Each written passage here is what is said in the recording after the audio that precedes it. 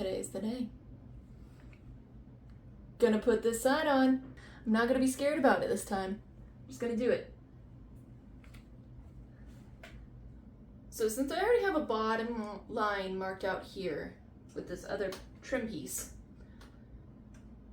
I'm just gonna mark it at 30 here on this side of this cabinet here, so that when I go to transfer whatever ends up on here onto that piece of wood, I'll have a reference mark that's the same on this and on that piece of wood. So for this, I'm doing 30 inches because it's close enough and it's round and I won't forget it.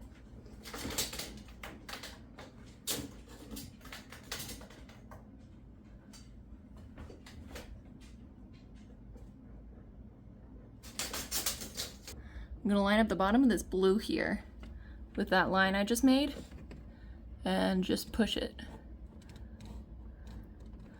until I can't push it anymore.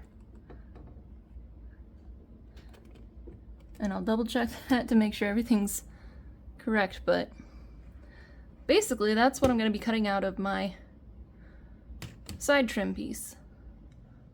While I'm at it, I'm gonna measure from this middle trim piece up to where that trim piece is gonna end up, the bottom of it, so that I can cut it to length too. Actually, I had a better idea. So since I know top and bottom length for this piece, what I'm actually gonna do is measure the width at each, because it'll end up being two different cuts, I think. Because just like with the bottom one, I want the factory edge to be on the inside here where it's definitely gonna be flat.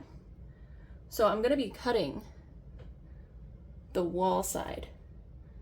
And I mean, that makes sense, that's where this is. And so it should, I'm hoping it'll be a little bit less work to do it that way. Fingers crossed. I think that'll work. So I wrote down my measurements on this little scrap block while I was up there. I've got 3.5 inches at the top, 2 inches at the bottom, but I have to add 1/8 of an inch to each of those with the overhang on the inside. But got my board cut to length. It is a little bit long, I think. I compared it to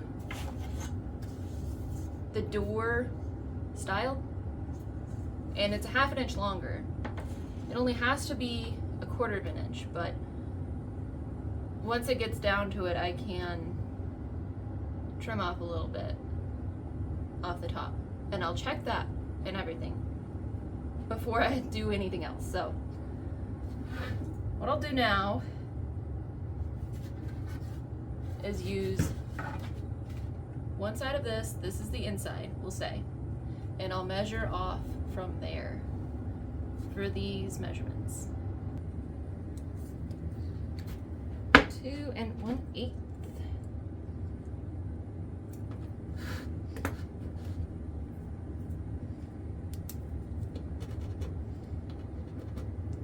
Okay. And this one is 3 5/8. I did that math real fast.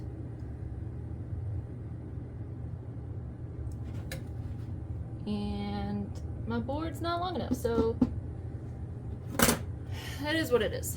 I do have a bigger board, but I don't feel like doing that. So we're just gonna have a little bit more of a gap at the top between the board and the wall. It's about 1/4 of an inch.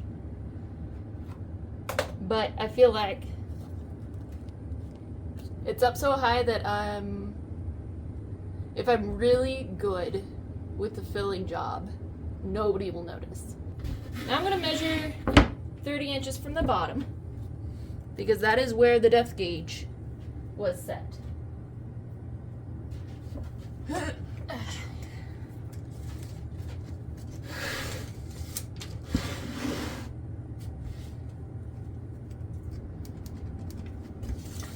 Actually, I'm gonna go back up and measure the distance between at that 30-inch mark. That'll give me some good stuff. Okay, be right back.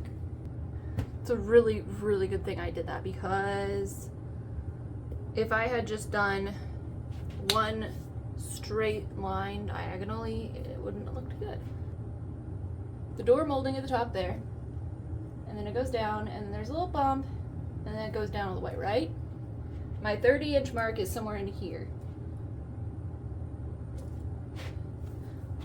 From here down, it's all 2 inches between the trim and the inside.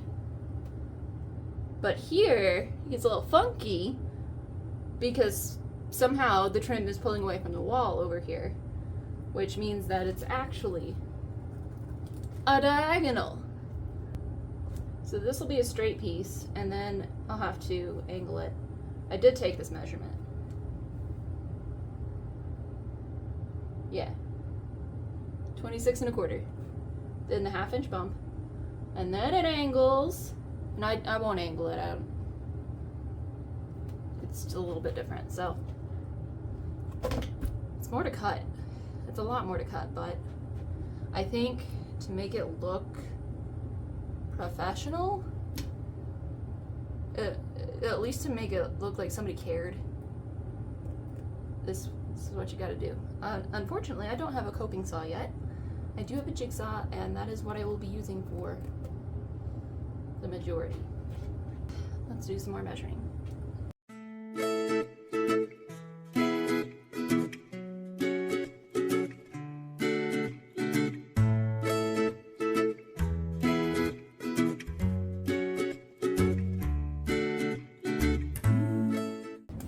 It's not the best, and it probably won't work exactly perfectly the first time, but that's okay. So I'm gonna cut this out of there and just see how it fits, and then go from there. So I gotta account for the blade thickness if I do it this way. You should cut with this covering what you're keeping, but I don't want to have to do that, so I'm just gonna add about 1/8 of an inch for the blade.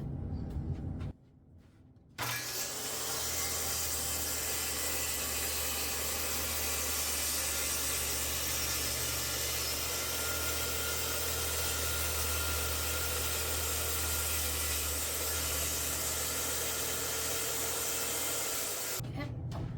Nice straight cut, right on the line. Okay, now jigsaw. So I've got them clamped. I've got it high up enough that my jigsaw blade won't hit the surface, and I spaced them really close together so that there wouldn't be any deflection. Bounce.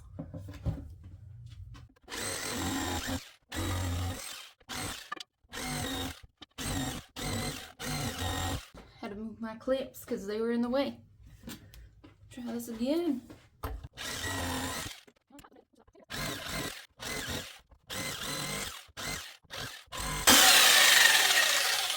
When in doubt, attack it like a rabid dog.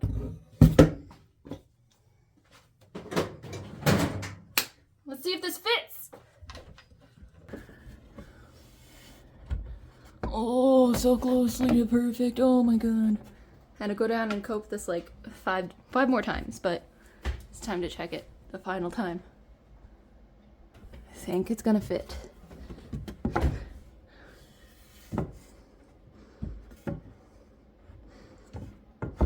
Ooh, look at that. She ain't pretty, she ain't perfect, but it's nothing a little wood putty can't fix. And a lot of paint. Yeah. And don't forget, on top we'll have another trim piece.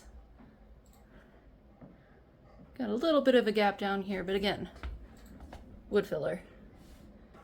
So what I have to do next is assemble, glue, and paint the 2 doors that I made for up here. And then we'll put them on. However, caveat here. I learned something after I put these bottom doors on already. Let me show you. I took this one off as a size reference for those up there to make sure that they were the same width. But this is enough. So I open up all the way. And I thought I'd have enough room, but I don't. So I think what I'm gonna have to do is implement plan B, which is annoying because I already have all these hinges and everything, but yeah, it'll solve all the problems. It'll just be more expensive. So the problem, mainly, as I've said before, is that these doors don't stay shut. And I don't want to spring for just switching out the hinges because I like the looks of these. They remind me of like antique furniture. And it's a nice in-between of full overlay, which was here before. The cabinets in the pantry that were as close to original as you could be, I guess, had full overlay. And I'm not opposed to them, but I just thought they might be a little busy. So I went with these because they're kind of like in between. You get a little hint of it, but not too much, not too in your face. And I didn't want to do fully invisible ones because I felt like that was too modern. But what I've decided how to fix this problem is both. So I'm gonna get some invisible hinges that are soft close. Axel, do you have something to say?